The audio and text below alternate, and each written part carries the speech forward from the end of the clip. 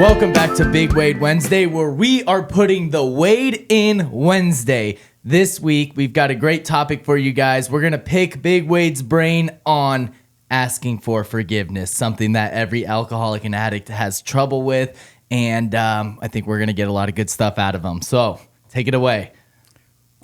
Welcome to Wade Wednesdays. A friend of mine had shot me this last night, where and every Wednesday there's a Wade. Now, see, I got that when you spell them all out, the W-A-D-E, and spell out Wednesday, and Wade is in Wednesday, and I knew it would go over Eric's head, so I figured I'd have to explain it to him today. Yeah. So I feel a good topic. The last week I've been talking to a lot of different newcomers in our houses and at Buena Vista, and reflecting on myself. One of the hardest things when I got sober, one of the hardest things why I didn't want to get sober was my feelings, right? So I was the type of guy, I thought I was upstanding, big in the community, that father, family man, husband. Some people knew that I was an addict. Most people knew I was an alcoholic. A lot of people knew I was an addict. I'm just going to say this once and for all. If you ran around with me, 95% of you did the same thing I did. Birds of a feather, flock together. But the stigma that gets attached to it, right? So I started my drug use in the 80s, mid 80s, let's say, and it steadily progressed. Trying to get sober, hurting so many people, all the destruction in your life. That was one of the reasons why I kept drinking and drugging. Talking to these newcomers this weekend at some IOPs, that was their biggest thing. You know, the damage that they did to their friends, their family, their kids, the people that they worked with. And as we talked and I did my reflecting, that was like a gut punch because I felt all that. I felt all that shame, guilt, embarrassment, remorse, regret, you know. One of the things we say in the program is we don't regret our past, right? We don't regret our past, I think, after we make our amends for them. Up until then, we live by shame and guilt. There's a stigma attached to every kind of addict, alcoholic also, but especially the addict, right? Back in my days, it was meth, right? Man, if you were a meth head, you were the bad one, right? Or a crackhead, you know, and now it's fentanyl, you know. We're normal people that struggle, that have an allergy and a disease in my body, like I said, that one's not enough and 1,000's too many. We take it overboard, right? We start out like anybody and everybody else, dabbling, normal, fun, socializing, and it's a party drug. And then all of a sudden we're hooked. Our life starts to spiral out of control. For me, and I'll touch more on it when I share my story, it was the guilt, you know. There was a couple people in my life, and it's still hard to talk about. There's a couple people in my life. My ex-wife, Mary, was one of them, right, who never, ever wanted me to do drugs. I did it. I was selfish. I was self-centered. Nobody twisted my arm. Truth be told, the first time I did hard drugs was the night we got married, 1986, August 9th. My buddies had some meth. Come on, let's go to the bathroom. I got something I want you to try, right? I had no idea these guys did this stuff. And I did some. I still remember the feeling that I had, that guilt. And each time after I did it after that, the guilty feelings, the shame, the embarrassment, fast forward years into it. Here's where I want to get into the forgiveness part about it. I was so hooked up in it and destroyed my life in all the relationships. Destroyed the relationships where I worked. I was a drug and alcohol counselor. Doing things that I should have never been doing. Had the trust of people that I work with. A lot of them knew what I did. A lot of them did it with me. Didn't give me the right. But I would always feel this in the pit of my stomach, this guilt and this sick feeling. But there was always one thing that made it go away. And that was some more of it, right? Drink a little bit, drug a little bit more, and then you don't feel it. And of course, there's one big thing that I've learned that was absent in my life when I was doing that. There was no God. Yeah. There was no God. There was no praying, none of the occasional praying.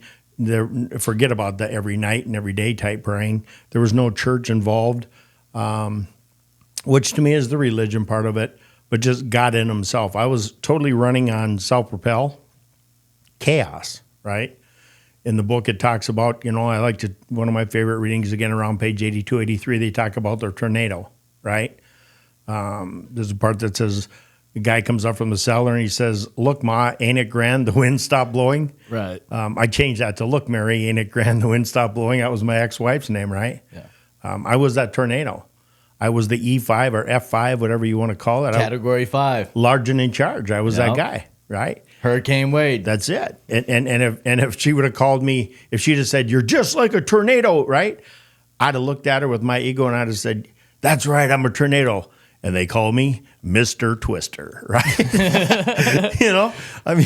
Because I thought it was funny, a lot of havoc, a lot of damage. And then I was a superhero, of course, because I cleaned up the shit that I created the night before. And there wasn't a lot of it at times. I really was one of these addict alcoholics. I didn't like to create damage and destruction because that put the spotlight on me. That also made me feel guiltier inside each time I did it. Each time I was making excuses to sneak out with my friends, to go shoot pool, just to go to the lake. I'm busy. I'll meet you there, right? Here, let me drop you off at the front of the bar so you don't have to walk in the heat or the cold, right? Gave me that extra 3 minutes I needed to do a little bit more drugs in the car before I came in. All the time, it was eating away at me. I don't care what type of person you are. Everybody has a conscience. It starts to work on you. So when you start to get sober, for me, it was looking for forgiveness. People going to forgive me? How am I going to make these amends? So overwhelmed, I didn't know where to start, And it was suggested to me, well, just start writing down names. Like the big book says, start putting down names, call them one first. So I started putting down names, Thoughts started coming to me about each person that I hurt, each person that I affected, what it was like. All along, I forgot to put one person down, and that was myself, finding forgiveness for myself, I talked to a friend after our last episode real lightly, and there's people who, and the book says this, years of drinking, drugging, whatever, will make a skeptic out of anyone. Mm-hmm. Are you changed? Are you really changed? You never changed. You're the same type of person, right? I'm like, wait a minute. Supposedly you don't do drugs anymore. Supposedly you're not the type of person you used to be, but I can't change. I go to 4 to 5 AA meetings a week. I go to 2 IOP meetings. I close mouth friend / work the big book sponsor guys. You think I put this kind of time in because I'm still an addict and I'm still an alcoholic? I'm in recovery, right? Yeah. Make no mistake about it. I am an addict and alcoholic in recovery. And for those people who know me, as hard as I worked, as hard as I drugged and drank, I put this much time and more into sobriety. Again, the forgiveness part, making these amends. It's tough going to someone and admitting you're wrong to them, right? So it's kind of where I'm at. No, that's good. And I think that's a great topic because the whole point of these little videos is not only to help just the general community, but it's like kind of focus on what we see, especially in the sober living homes. And it's like guys will mess up, right? And then it's like so hard to extract the truth out of them because they're so scared that it's like we're going to come down with vengeance instead of like love and understanding. And a lot of the time it's like because they don't know how to ask for forgiveness or don't know how to admit that they were wrong in a situation. So it's a good topic, man. And that's where I was at. I remember again, so much of my life and so many things, and you'll hear a lot of her, if you're around me, is my ex-wife, right? We were together. I was 17. She was 14. Approximately 30 years we were together. I deceived her terribly, in many ways. That's my own story, my own thing that I had to live with. I made those amends. But I remember this is somewhere probably around 2008. We had a neighbor who actually had passed away, And it was pretty hard on me, you know. And we sat there and we talked, and we had just started talking a little bit because of our divorce. And she said, you know, you're not a bad guy, Wade. You're not a bad guy. Anybody who knows you, everybody says the same thing. What a big heart you have. You're willing to help anybody, anytime, any place. You'll give them the shirt out of your back. A true story, I gave a friend of mine the coat off my back in the middle of winter, probably about 1980. I was that type of guy. And she said, you know, and they say you got a heart of gold. And I was so hard on myself, Eric. I said, you know, everybody says this, what a heart of gold, you know, big heart. But where'd they all go? Everybody seemed to have abandoned me, right? Unbeknownst to them, I was doing meth for 15, 20 years around them during the week and on the weekends and having a good time.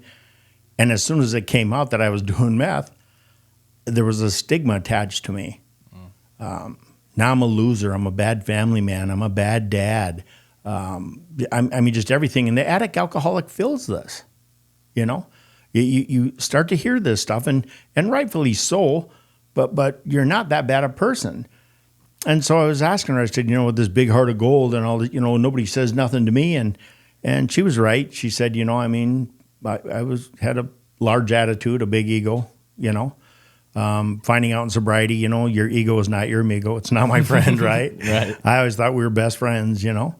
And so I let her talk a little bit, and then I stopped her. I said, okay, I just want you to do one thing for me. I'll never forget this. When I die, I want you to say at my eulogy or whatever that I got a big heart. I got a big heart, and I got a heart of gold. And if anybody who knows me, it's not that 10-carat shit or 14-carat shit. It's 24. Mm-hmm. It's 24-carat solid gold. And I was just on this ego roll about everything. And she caught it, and she said, did you ever stop to think that it's that big heart of yours, that big solid gold heart of yours that's weighing you down? Wow. And it really did. I had that just like, it was like, wow, right? And what came to my mind right away was forgiveness, right? And we talked a little bit, you know, people forgave me. I just didn't think they did. I hadn't been through the steps yet. I was still in active addiction, so I knew nothing about making a proper amends. And I just didn't see how anybody could ever want to be around me or forgive me. I hurt my daughter tremendously, right? I was apple of this kid's eye. She wrote a thing about a hero in her life when she was a freshman. She got an A+ on this thing. We framed it, had it hanging in our house, and it centered around me. And I remember there were times I would read this and I would get this gut feeling inside, right? If she only knew everything, what would she think? And eventually when she found out everything, I got to find out what she thought, right? There was a lot of amends and a lot of work to be done. And so when we're in these houses and I go into these ILPs, you can see it in their faces, the pain and the struggle. And again, it all starts out with the God thing. You know, I got to go back to things I didn't have in my life on a daily basis. And I didn't have God in my life.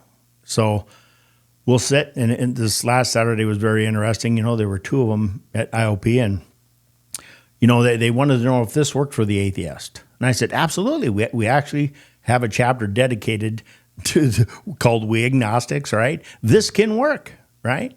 Find a power greater than yourself. I said, but I just have a question for you. You know, if you were like me when you came into treatment or things were going bad in your life, I bet you were praying, right? Oh, yeah, they were praying.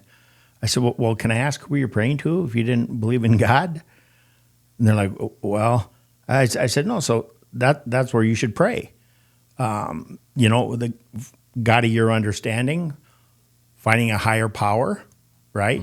There's somebody out there. For me, it led me to God.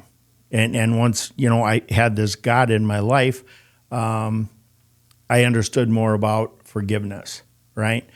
I always go back to the Lord's Prayer, and I took them to it. You know, forgive us our trespasses as we forgive those who trespass against us. Right. So if I'm going to ask God for forgiveness, that means I have to forgive other people. Right.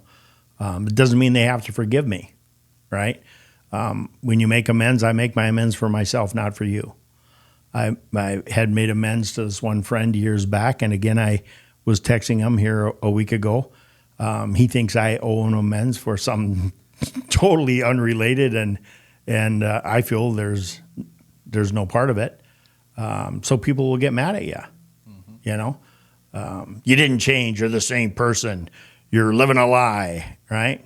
You know what? If I'm living a lie, I want to keep living this lie.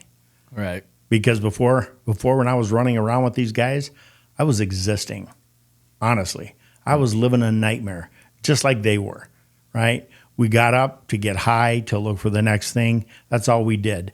We weren't around our family, our wives, our kids. Our jobs all suffered, and it carried over. Truth be told, drugs split up every friendship that I had. Well, that's good, man. And we appreciate you sharing some insight on that. I think it's going to help a lot of people. Real quick, before we wrap up, maybe just share a little bit of advice for someone who is struggling with asking for forgiveness, forgiving someone, or forgiving themselves. Do you have any words of encouragement or advice for them?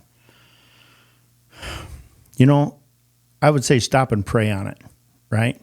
Typically, I go inside of my own head, right? Praise when I ask, meditates when I listen. First thing I do is ask God for forgiveness and for will to ask other people to forgive me. Because after all, it works like this here. You damaged somebody. They know you did it.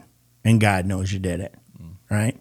So if you're going to move on in life, you're going to have to ask for forgiveness or you're going to be stuck in the same thing.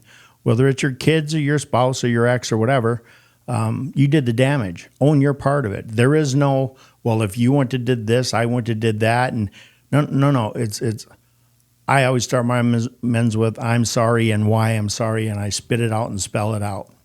I go right through it, right? I don't hold nothing back. This is what I did. This is why I did it. Character defects are huge, right? For me, I run on 9 character defects that were found when I did the steps. Selfish, self-centered, ego and pride, fear and anger. I justify things, I manipulate, and I become dishonest. Now that I know these things, when I see them start to crop up, like I tell them, I can hit the brakes because I know I'm not living in God's will or the type of life that I want to live. If I keep on going, I'm gonna get into this step 10, continue to take inventory. I'm in wrong, promptly admitted it. I don't want to live my life that way. So I would just say, have the courage, try it. What do you got to lose? They're already mad at you, or so you think, and you're going to be pleasantly surprised. I'll bet you by 90% of them, they just want to see you do well. And always in that amends with this, is there anything else I can do to make this right with you? And stop right there. And now whatever they say, you have to do, right? That becomes important. And I explain it to them like this because down the road, they're going to bring it up to you. And they're going to throw this stuff in your face. They're going to get mad like this friend did 2 weeks ago or a week ago. You didn't change and all this kind of stuff. And all I can do is own my past, right? I got to sit here and say, you're right. I was this guy. I lied, manipulated, I cheated, I stole, I did all this kind of stuff, right? I came to you. I made amends for my wrongs. I cleaned up the past. I asked you, is there anything else I can do for you? And you said no. But now you want to bring it up. That door's closed. And I bet you're glad I'm not the kind of man I used to be, because if I was, I'd owe another amends. Right.